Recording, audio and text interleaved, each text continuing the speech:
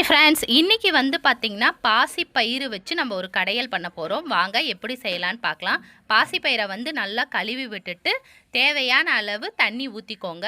தண்ணி நல்லா கொதி வந்ததுக்கப்புறம் கட் பண்ணி வச்சுருக்கிற பச்சை மிளகாவை ஆட் பண்ணிக்கோங்க. காரத்துக்கு தகுந்த மாதிரி ஒரு கைப்பிடி சின்ன வெங்காயம், ஒரு 10 பல் பூண்டு, 3 மீடியம் சைஸ் தக்காளியும் நம்ம ஆட் பண்ணிக்க போகிறோம்.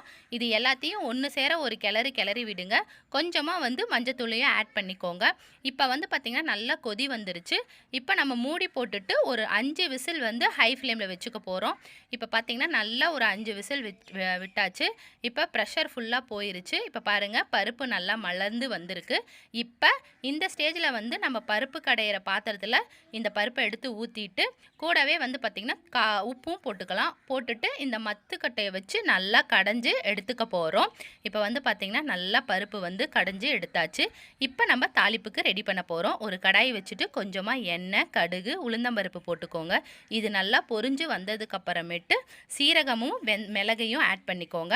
காரத்துக்கு தகுந்த மாதிரி ஒரே ஒரு காஞ்ச மிளகாய், கருவேப்பிலையும் போட்டுட்டு நம்ம கடைஞ்சி வச்சுருக்கிற பாசி பருப்பையும் எடுத்து இதில் ஊற்றி நல்லா கொதி விட போகிறோம்.